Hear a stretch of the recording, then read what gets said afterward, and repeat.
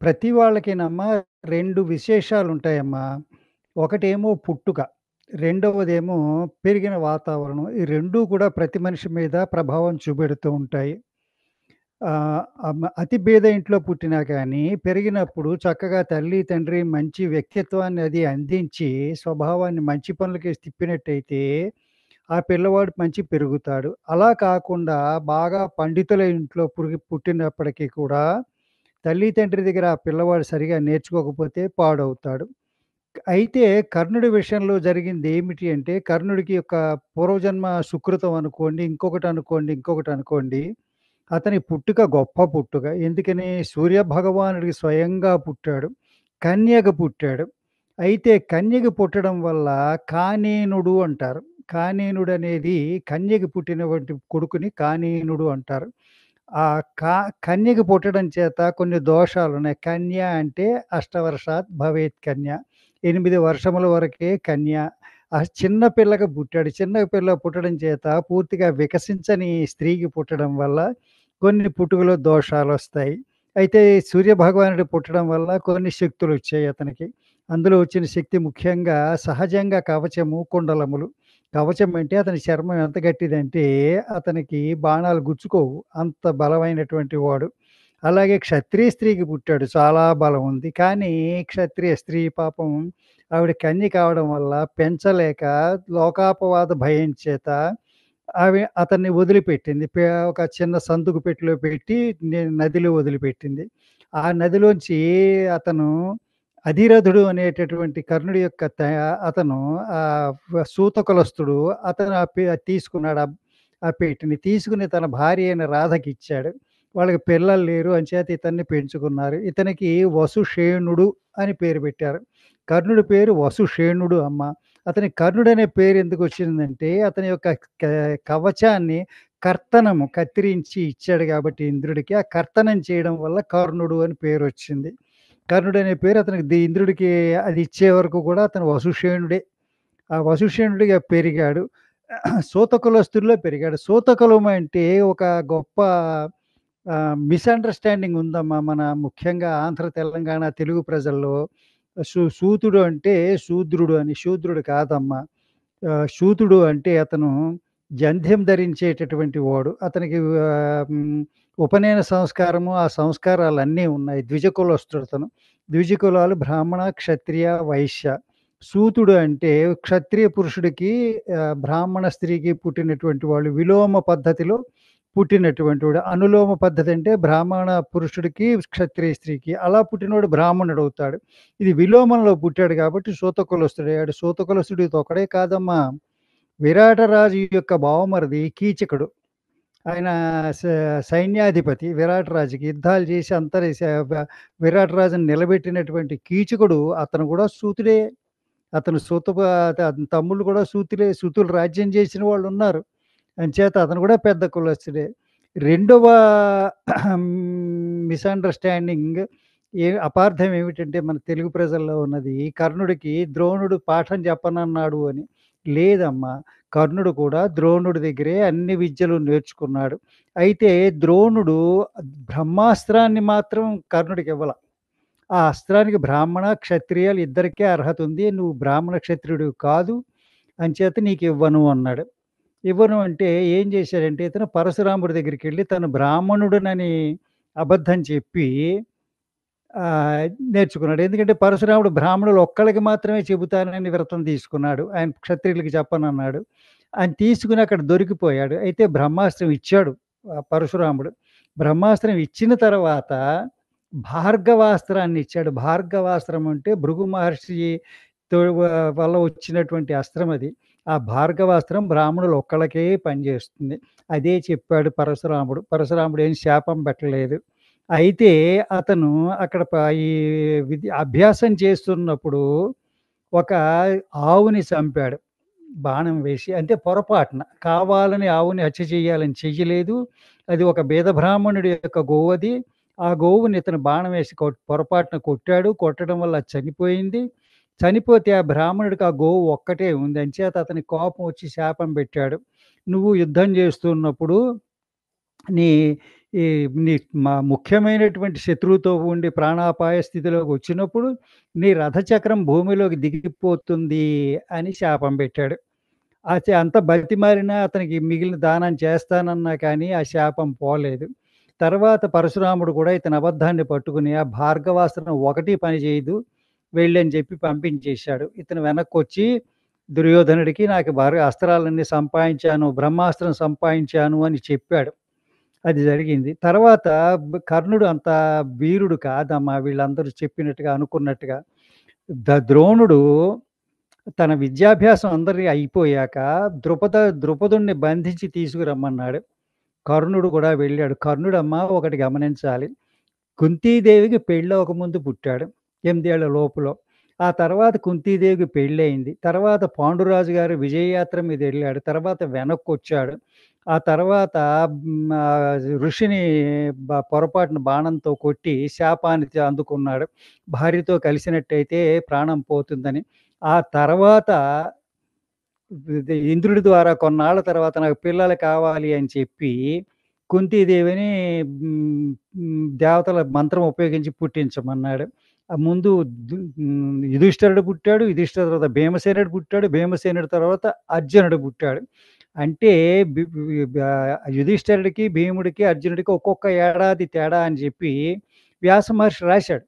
కొందరు అంత తక్కువలో ఎలా పుడతారన్నారు. పోనీ ఏడాదిన్నర, 2 ఏళ్ళు అనుకున్నా 2, 2 3 ఏళ్ల నుంచి 5 ఏళ్ల దాకా తేడా ఉంది యుధిష్ఠిరుడికిని, అర్జునుడికిని. కర్ణుడు యుధిష్ఠిరుడి కంటే కనీసం 5, 6 ఏళ్ళు పెద్దవాడు.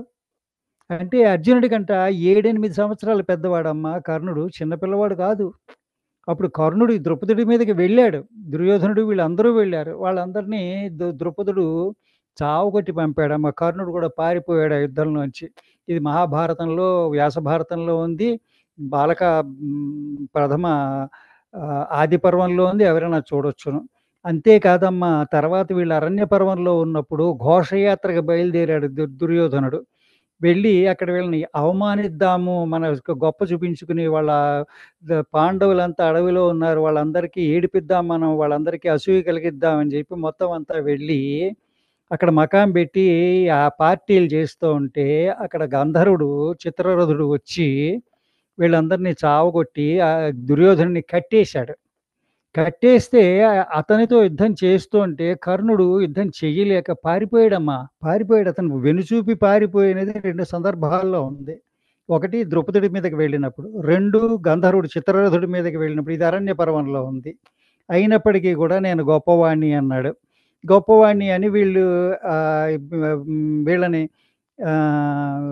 పాండవుల యొక్క రాజసూయ యాగం చేసిన తర్వాత వెనక్కి వెడుతుంటే దుర్యోధనుడు వెనక్కెడుతూనే ఏడ్చాడు. వాళ్ళది సంపద చూస్తే నాకు ఏడుపొస్తోందని. ఎందుకని?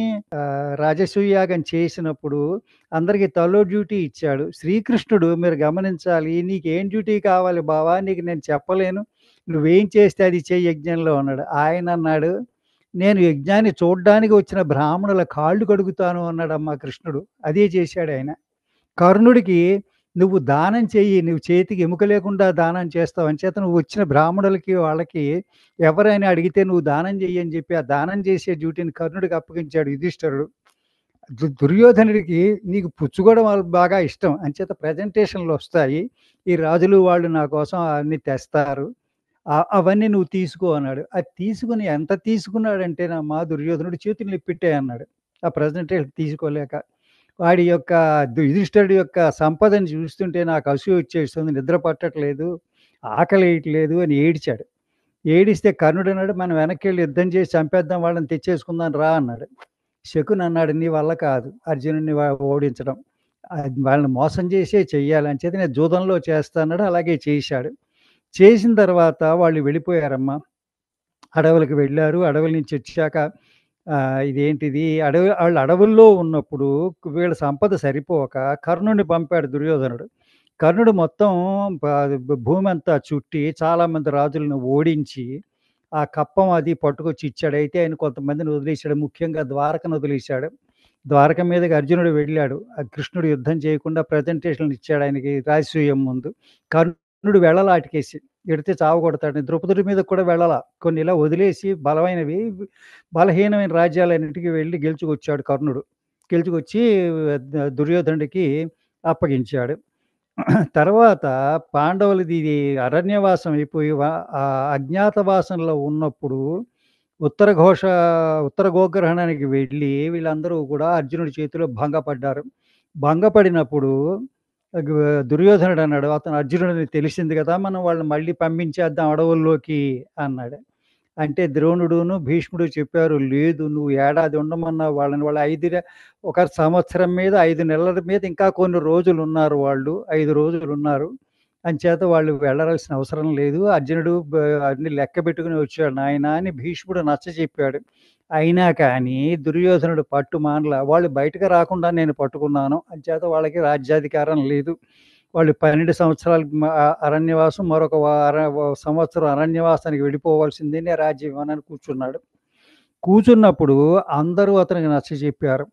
అందరూ నచ్చచెప్పారు. "నువ్వు కరెక్ట్ కాదు. వాళ్ళ రాజ్యం వాళ్ళకిచ్చేసేయి. నువ్వు తీసుకున్నావు. నువ్వు మాటిచ్చావు. మాట ప్రకారం ఇయ్యి." వాళ్ళ మాట ప్రకారం వాళ్ళు చేశారు. వీడు కుదరదన్నాడు. ఈ కుదరదన్నప్పుడు ఒకే ఒక్కడు వాళ్ళని దుర్యోధనుడిని ఎంకరేజ్ చేసాడమ్మా యుద్ధం చేయమని. అతను కర్ణుడు. భీష్ముడు, ద్రోణుడు, కృపాచార్యుడు, అశ్వత్థామ, శకుని, దుశ్శాసనుడు ఎవ్వరు ఎంకరేజ్ చేయలేదమ్మా. యుద్ధం చేయమని ఎంకరేజ్ చేసింది ఒక్క కర్ణుడు మాత్రమే. ధృతరాష్ట్రుడు కొడుకుని పిలిచి మాట్లాడాడు. "నువ్వు భీష్ముడిని, ద్రోణుడిని, కృపాచార్యుడిని నమ్ముకొని యుద్ధానికెడుతున్నావు. వాళ్ళు నీకు సాయం చెయ్యరు. వాళ్ళు పాండవులని చంపరు ఎట్టి పరిస్థితుల్లో కూడా. అంచేత నువ్వు యుద్ధానికెళ్ళొద్దన్నాడు." దుర్యోధనుడు చెప్పాడు, "నేను వాళ్ళని నమ్ముకుని వెళ్ళటంలా యుద్ధానికి. నేను కర్ణుడిని నమ్ముకుని వెడుతున్నాను. కర్ణుడు ఒక్కడినే నమ్ముకుని వెడుతున్నాను. నాకు ఇంకెవరి మీద నమ్మకం లేదు. కర్ణుడు యుద్ధం చేయగలడు. వాళ్ళందరినీ ఓడించగలడు." అంటే ధృతరాష్ట్రుడు కర్ణుడు చెడ్డవాడు. నమ్మకం వాడి మీద పెట్టుకోవడం మంచిది కాదని ధృతరాష్ట్రుడు స్వయంగా తండ్రి కొడుక్కి చెప్పాడు. పరాయి వాళ్ళకి ఎవరు కాదమ్మా. కర్ణుడు మంచివాడు అనుకుంటున్నావు నువ్వు. కాదు వాడు. నీకు వెన్నుపోటు పొడుస్తాడు. వాడితోటి వెళ్ళకు నువ్వు. వాడి మాటలు నమ్మకని. అయినా గాని దుర్యోధనుడు వినల. ఏమైంది ఆఖరికి? యుద్ధం మొదలైంది. యుద్ధానికి ఎంకరేజ్ చేసింది ఎవరు? కర్ణుడు ఎంకరేజ్ చేశాడు. భీష్ముడిని సేనాపతిగా చేశాడు. భీష్ముడిని సేనాపతిగా చేసినప్పుడు దుర్యోధనుడు అడిగాడు భీష్ముడిని, "నువ్వు అసెస్మెంట్ ఇయ్యి వాళ్ళ ఆర్మీ, మన ఆర్మీ" అని. ఆ అసెస్మెంట్‌లో భీష్ముడు కర్ణుడిని అర్ధరథుడు అన్నాడు. ఇతనికి శాపాలున్నాయి. ఇతనికి గర్వం ఉంది. అతనికున్న కెపాసిటీ లేదు. సరైన టైం వచ్చినప్పుడు నిలబడలేడు. అంచేత ఇతనికి అర్ధరథుడు అన్నాడు. ఆ కోపం వచ్చి, "నువ్వు సేనాపతిగా ఉంటే నేను యుద్ధం చేయనన్నాడు." ఇక్కడమ్మ భీష్ముడు కర్ణుడిని అవమానించాడు. అది నిజమే. కానీ తను యుద్ధం ఎవరి కోసం చేస్తున్నాడు? భీష్ముడి కోసమా? దుర్యోధనుడి కోసమా? అలాంటప్పుడు భీష్ముడి మీద కోపం వచ్చి నేను యుద్ధం చేయనంటే ఎలా? 10 రోజులు యుద్ధం చేయలేదమ్మా. 10 రోజులు తన సర్వీసెస్‌ని యుద్ధానికి అవైలబుల్ లేకుండా తన గుడారంలో కూర్చున్నాడు భోంచేస్తూను. అది తన స్నేహితుడికి ఎంత అపకారమమ్మా అది. అలా చెయ్యొచ్చా? అది మంచివాడి పనేనా అది? తను యుద్ధం చేసేది భీష్ముడి కోసం కాదే. భీష్ముడు సర్వసైన్యాధిపతి అంతే. He is a commander. ఆ కమాండర్‌కి, సేనాధిపతికి గౌరవం ఇవ్వాలి. ఆయన ఏదో మాట అన్నాడు. ఆ మాట నచ్చకపోయినా గాని ప్రభు ఎవరు? తన స్నేహితుడెవరు? ఎవరికి మాటిచ్చాడు? దుర్యోధనుడికి నేను యుద్ధం చేస్తాను, వాళ్ళందరిని నేను చంపుతానని మాటిచ్చినవాడు గుడారంలో కూర్చున్నాడు. పోనీ గుడారంలో కూర్చున్నాడు. భీష్ముడు పడిపోయాడు. శిఖండిని ఎదురుపెట్టి అర్జునుడు బాణాలేసి కొట్టాడు. ఆయన అంపశేమి పడున్నాడు. పడి ఉంటే వీళ్ళందరూ వెళ్ళారు. అందరూ వెళ్ళారు. వెళ్ళి ఆయన దగ్గర కూర్చున్నారు. రాత్రి అయ్యేదాకా. రాత్రి అయ్యాక ఆయన కాపలా పెట్టి అందరూ ఎవరి దారిన వాళ్ళు వెళ్ళిపోయారు. వెళ్ళిపోయాక అర్ధరాత్రి ఎవ్వరూ లేనప్పుడు, ఎవ్వరూ చూడకుండా భీష్ముడి దగ్గరికెళ్ళాడు కర్ణుడు అర్ధరాత్రి. వెళ్ళి, "తాత నేను పొరపాటు చేశాను. నా బుద్ధి ఇలా ఎందుకు పనిచేస్తోంది" అని అడిగాడు. "నేను సరిగా లేనని నాకు తెలుస్తోంది. నేను ఏం తప్పు చేశాను? నా బుద్ధి ఇలా ఎందుకు పనిచేసింది" అని అడిగాడు. భీష్ముడు చెప్పాడు, "నీ తప్పు కాదది. నీ పుట్టుక తప్పు. నువ్వు కానీనుడివి. ఈ కానీనుడు అవ్వడం వల్ల నీకటువంటి బుద్ధొచ్చింది. అంచేత నువ్వు సరిగా ఉండు" అని చెప్పి పంపించాడు. పంపించాక భీష్ముడు పడిపోయాక దుర్యోధనుడు ద్రోణుడిని ఒక్క మాట అడిగాడు. "నువ్వు ధర్మరాజుని బంధించి నాకియ్యి. యుధిష్ఠిరుడిని బంధించి నాకియ్యి. నేను అతనితోటి మళ్ళీ జూదం ఆడి మళ్ళీ వెనక్కి పంపిస్తాను. అతను ఆడతాడు నాతోటి, ఓడిపోతాడు. నేను మళ్ళీ పంపిస్తాను. నువ్వు పట్టుకొని నాకియ్యి" అన్నాడు. ద్రోణుడన్నాడు, "నేను పట్టుకుంటాను 2 నిమిషాలు. కానీ అతన్ని అర్జునుడిని దూరంగా పంపు. అర్జునుడిని దూరంగా పంపినట్టయితే నేను పట్టేసుకుంటాను. అర్జునుడు ఉన్నంత సేపు నేను చెయ్యలేను. అర్జునుడిని ఓడించగల వాళ్ళు ఎవరు లేరు." ఎందుకని? అర్జునుడు సాక్షాత్తు విష్ణుమూర్తి అవతారం అమ్మా! చాలామందికి తెలియదు. భాగవత పురాణంలో రాసి ఉంది. ఈ సృష్టి మొదలైనప్పుడు విరాట్ పురుషుడు ఆయన 2 ఋషుల కింద అవతారం ఎత్తాడు. నరుడు, నారాయణుడు అని. ఎత్తి బదరికాశ్రమం అంటే ఈ ప్రెజెంట్ డేస్‌లో బద్రీనాథ్ అంటారు. ఆ బద్రీనాథ్ దగ్గర వెలిసారు వాళ్ళు. అక్కడ తపస్సు చేస్తూ ఉంటారు. ఈ కల్పాంతం వరకు తపస్సు చేస్తారు. అయితే వాళ్ళని మనుషులుగా చూద్దామంటే కుదరదమ్మా. ఇది కలియుగం. కలియుగంలో వాళ్ళు మనకు కనపడరు. అయితే వాళ్ళు పర్వతాల కింద కనపడతారు. మీరు బద్రీనాథ్ వెళ్ళినట్టయితే అక్కడ 2 పర్వతాలుంటాయి. నరపర్వతము, నారాయణ పర్వతము అని. నరపర్వతం మీద అందరూ ఉంటారు. అక్కడికే రోడ్డు వెడుతుంది. నారాయణ పర్వతం దానికి అలకనందా నదికి అవతల ఉంటుంది. అలకనందా నదికి ఒకవైపు నరపర్వతము, రెండో వైపున నారాయణ పర్వతం ఉంటుంది. ఆ నారాయణ పర్వతం మీద బద్రీనాథ్ దేవాలయం ఉంది. ఆ నారాయణ పర్వతం అమ్మా దాన్ని చూడాలి. అది 100 కిలోమీటర్లు పొడుగుంటుందమ్మా. అలకనందా నది ఆ నారాయణ పర్వతాన్ని ఆనుకుని ప్రవహించి ఆఖరిన గంగా నదిలో కలుస్తుంది. అక్కడ దాకా అదంతా నారాయణ పర్వతమే. అక్కడుంటుంది. నరుడు, నారాయణుడు, విష్ణువు, జిష్ణువు వాళ్ళిద్దరూ కూడా శ్రీ మహావిష్ణువు యొక్క అవతారాలు. అంచేత ఆయన్ని ఓడించగల వాళ్ళు ఎవరు లేరు. ఆహ్, చెబుతారు. ఈయన ద్రోణుడు అదే చెప్పాడు. చెప్పి అర్జునుడున్నంతసేపు నేను పట్టుకోలేను. అర్జునుడు దూరం పంపన్నాడు. అప్పుడు దుర్యోధనుడు ఏర్పాటు చేసి సుశర్మని వాళ్ళతోటి ఈయన్ని ఛాలెంజ్ చేసి బయటకు పంపించాడు. బయటికి పంపిస్తే ఈయన చక్రవ్యూహం పన్నాడు. ద్రో ద్రోణుడు. అందులోకి ఎవరు వెళ్ళలేరు. ఆ యుద్ధం జరగదు. ఈజీగా పట్టుకుంటాడు. అయితే ఆ రోజున అభిమన్యుడు ఆ చక్రవ్యూహాన్ని భేదించాడు. భేదించి యుద్ధం చేసి అన్యాయంగా చనిపోయాడు. ఎలా అన్యాయంగా చనిపోయాడు? నేల మీద ఉన్న యోధుడిని యుద్ధం చెయ్యకూడదు. అభిమన్యుడు నేల మీద ఉన్నాడు. యుద్ధం చేయకూడదు చేశారు. కర్ణుడు బాణాలు వేశాడు అతని మీద. వేసి అతన్ని బాధించాడు. ఆఖరికి దుశ్శాసనుడి కొడుకు చంపాడు అభిమన్యుడిని. ఒక్కడు ఉండగా చేతిలో ఆయుధం లేనప్పుడు. అది అర్జునుడికి తెలిసి చాలా కోప్పడ్డాడు. అదే ద్రోణుడు 5 రోజులు యుద్ధం చేసి ఆఖరిన ఆయన కూడా ఆయన ఆయనంతటే ఆయన స్వయంగా ప్రాయోపవేశం చేసి మరణించాడు. దృష్టద్యుమ్నుడు చంపలేదమ్మా ఆయన్ని. ఆ తర్వాత కర్ణుడిని సేనాధిపతిగా అభిషేకించినప్పుడు దుర్యోధనుడు మళ్ళీ అదే మాట అడిగాడు. నాకు నువ్వు ధర్మరాజుని బంధించి చాలు నాకు. ఇంకేం చేయక్కర్లే అన్నాడు. కర్ణుడు ఏం చేశాడు? ధర్మరాజుని పట్టుకున్నాడు. బందీగా పట్టుకున్నాడు.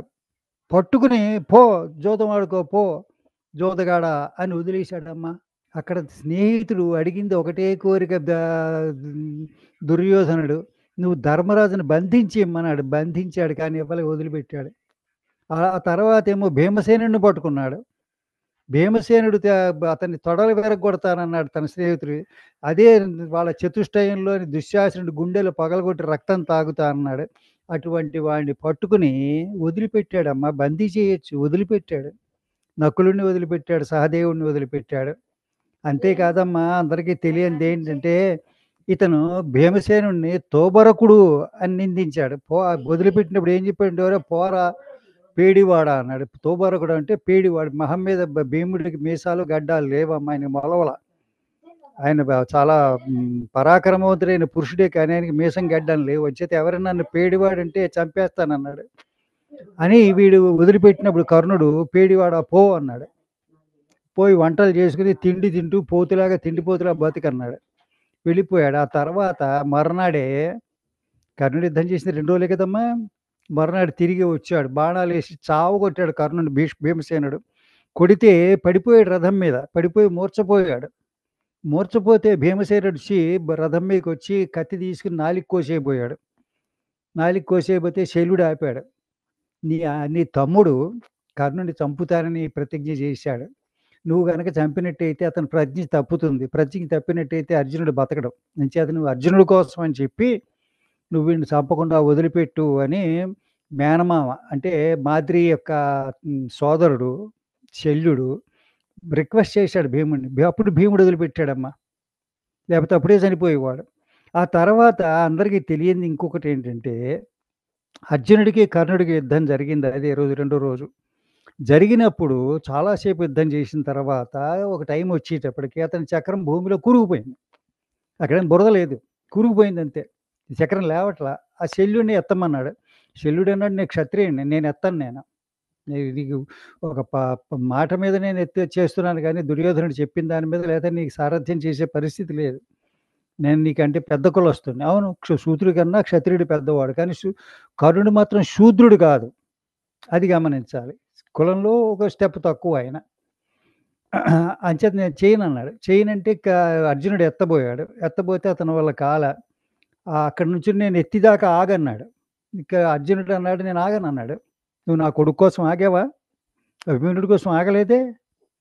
నేల మీద ఉంటే ఆయన రథం పగలగొట్టారు. కొట్టిన తర్వాత నేల మీద ఉన్నాడు. ఇంకా ఆగలేదే, మీరందరూ యుద్ధం చేశారే.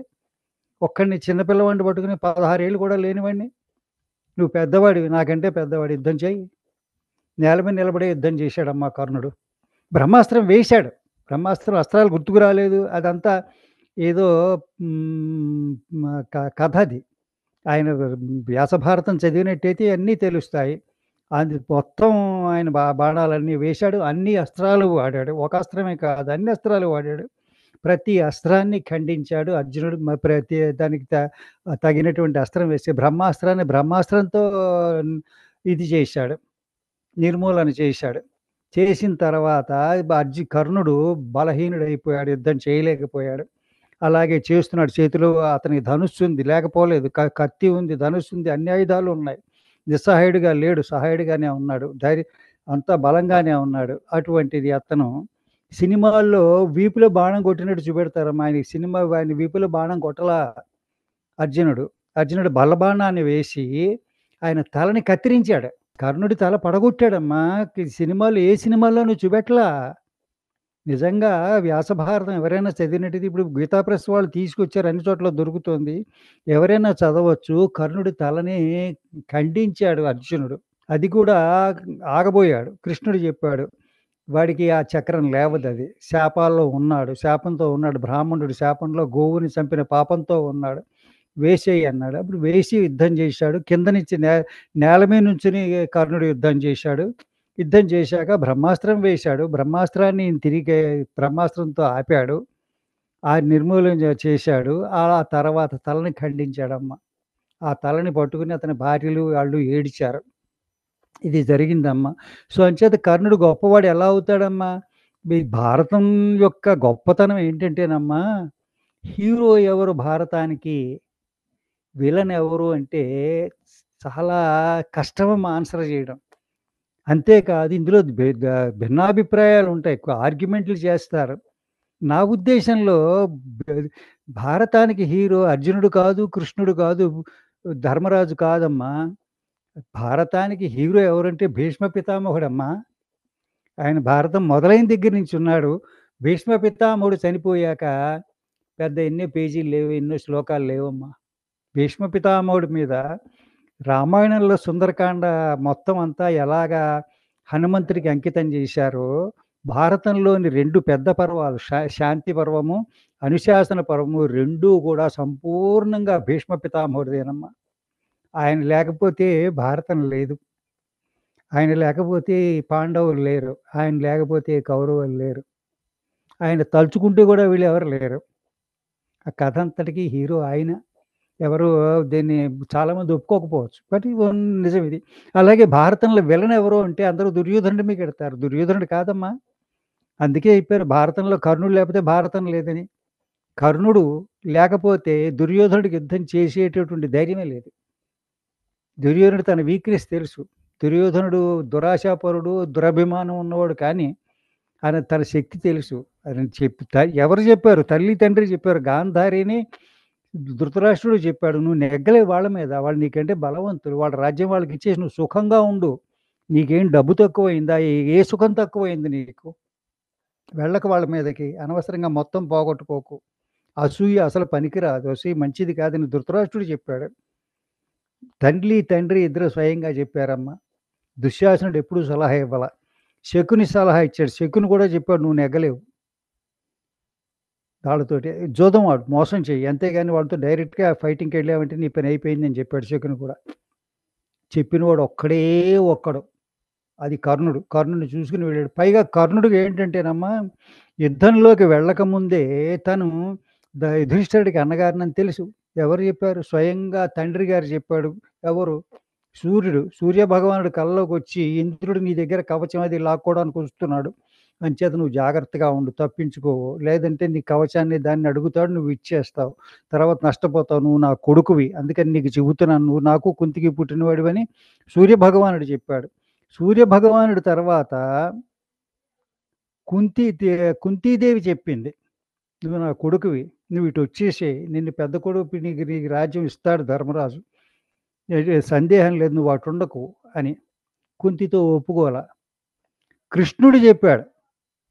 సాక్షాత్ కృష్ణ పరమాత్మ వచ్చి, దేవుడొచ్చి రాయబారానికొచ్చినప్పుడు వెళ్ళిపోతూ కర్ణుని తన రథంలో తీసుకెళ్ళాడు. తీసుకెళ్ళి "నువ్వు ఇలాంటి వాడివంటే నాకు తెలుసు. కానీ నేను నా స్నేహితుడిని వదలనన్నాడు." అంతే కాదమ్మా! ఇది ధృతరాష్ట్రుడికి తెలుసు. ఆ తర్వాత సంజయుడు వెళ్లి చెప్పాడు. సంజయుడు వెళ్లి "ఏం మాట్లాడుకున్నారు కర్ణుడును, కృష్ణుడు" అని అడిగాడు దుర్యోధనుడు. చెప్పాడు. ఇలా చెప్పాడు ఇదంతాను. దుర్యోధనుడికి కూడా తెలుసమ్మా. కర్ణుడు ద ద కుంతీదేవి పెద్ద కొడుకని అందరికీ తెలుసు. యుద్ధం వచ్చే సమయానికి అందరికీ తెలుసు. కర్ణుడికి తెలుసు, దుర్యోధనుడికి తెలుసు, ధృతరాష్ట్రుడికి తెలుసు, గాంధారికి తెలుసు, భీష్ముడికి అంతకుముందే తెలుసు. ఇంత తెలిసిన అతను ఎవరికి ఏం చేస్తున్నాడో తెలియకుండా స్నేహితుడికి పాజిటివ్‌గా సహాయం చేశాడా? అపకారం చేశాడా? యుద్ధానికి వెళ్ళింది తన గురించి. యుద్ధం చేయకుండా 10 రోజులు కూర్చున్నాడు. తీరా యుద్ధంలోకొచ్చాక అతను అడిగింది ఒకటే ఒకటి. ఎంతమందిని చంపేసి నాకు విజయం ఇమ్మని అడగలా దుర్యోధనుడు. ధర్మరాజుని బంధించి నాకియ్యి అన్నాడు. అది బంధించాక కూడా వదిలిపెట్టాడమ్మా. ఇప్పుడు చెప్పండి మీరు. మీరు కర్ణుడు మంచివాడంటారా? చెడ్డవాడంటారా? మిస్‌గైడెడ్ అంటారా? మిగిలిన వాళ్ళ శాపాలంటారా? అన్యాయం జరిగిందంటారా? అన్యాయం జరిగిందంటాను లేదమ్మా. పుట్టుక మన చేతిలో లేదు. మన తెలుగు వాళ్ళ కింద పుట్టాలా? అమెరికా వాళ్ళ కింద పుట్టాలా? ఆఫ్రికా వాళ్ళ కింద పుట్టాలా? తెలుగులో మాట్లాడే కుటుంబంలో పుట్టాలా? తమిళ్‌లో మాట్లాడే కుటుంబంలో పుట్టాలా? అంటే మన చేతిలో లేదు. మన కర్మల్ని బట్టి మనకి పుట్టుక వస్తుందమ్మా. మనం భారతదేశంలో పుట్టాలా? ఆఫ్రికాలో పుట్టాలా? చైనాలో పుట్టాలా? అమెరికాలో పుట్టాలా? ఇది కూడా మన చేతిలో లేదు. పుట్టుక. మనం ఎలాంటి వాళ్ళమో, మనం ఎటువంటి పనులు చేసి ఈ లోకంలోకొచ్చామో తెలుసుకోవాలంటే మన పుట్టుక చూసుకుంటే తెలిసిపోతుందమ్మా. కర్ణుడు పుట్టుక కానీన పుట్టుక. ఆ పుట్టుకలోనే తెలుస్తోంది అతను పాపం చేసుకు పుట్టాడు అని. తండ్రి దగ్గర పెరగల, తల్లి దగ్గర పెరగల, ఏదో పెంపుడు తల్లిదండ్రుల దగ్గర పెరిగాడు. వాళ్ళు బానే చూసుకున్నారు వాడిని. వాళ్ళకి కొడుకులు, పిల్లలు లేకపోవడం చేత కర్ణుడిని చాలా బాగా చూసుకున్నారు అధిరథుడు, రాధాను.